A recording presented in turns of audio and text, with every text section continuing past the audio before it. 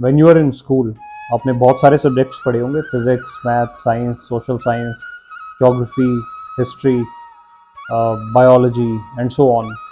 बहुत सारे सब्जेक्ट्स हुआ करते थे और कुछ सब्जेक्ट्स होते थे जिनके एंड में LOGY वर्ड आता था। For example biology, zoology, astrology. तो LOGY मीन्स स्टडी ऑफ, यानी किसी चीज़ की पढ़ाई। तो अगर हम बोलते हैं zoology means study of animals, biology means study of our system body, astrology is study of astrophysics, ज्योतिष शास्त्र जिसे कहा जाता है। तो ये सब तो सब्जेक्ट्स बन गए, लेकिन जो हैं history, civics, physics, math, science, क्या ये सब्जेक्ट्स नहीं है? क्या ये इम्पोर्टेंट नहीं है? डेफिनेटली हैं। तो आज जो हम बात करने वाले हैं वो इसी के संदर्भ में करेंगे। हम बात करेंगे वेदों की। नॉर्मली कहा जाता है कि 4 वेद हैं, ऋग्वेद, यजुर्वेद, सामवेद, अथर्ववेद, लेकिन थोड़ी सी इन्फॉर्मेशन गलत है। अगर इनके आगे वेद लिख दिया गया तो क्या ये वेद है? या इनके अलावा कोई वेद नहीं है? अगर हम वेदों की बात करें तो वेद सैकड़ों वेद होते हैं और जिनका अस्तित्व है संस्कृत शब्द से आता है विद। विद यानी विद्या, ज्ञान। ये जो वेद हैं these are repository of knowledge, यानी कि एक ज्ञान का भंडार। और ये जो वेद आए हैं ये पुराणों से ही आए हैं, ठीक है। और पुराण होते हैं 3 प्रकार के लोगों के लिए होते हैं, सात्विक, राजसिक, तामसिक।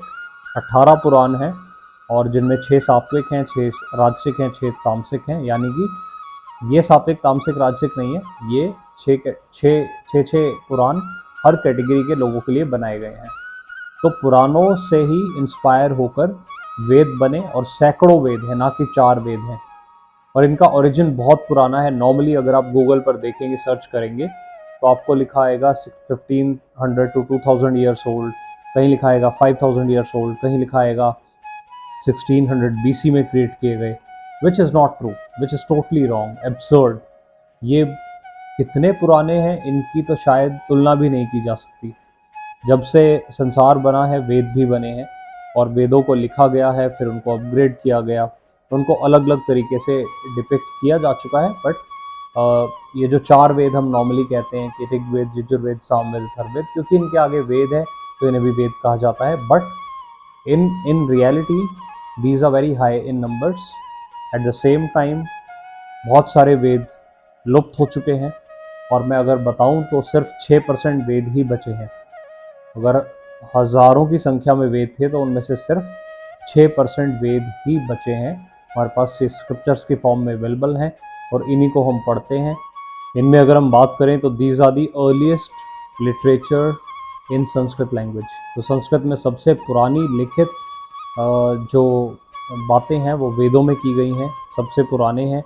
और कहा जाता है कि इनका एविडेंस क्या है, कि ये सच क्यों है। तो ये वेद जो है खुद ही सेल्फ एविडेंट हैं, अपनी मीनिंग बताने के लिए, अपना प्रमाण देने के लिए सेल्फ एविडेंट हैं।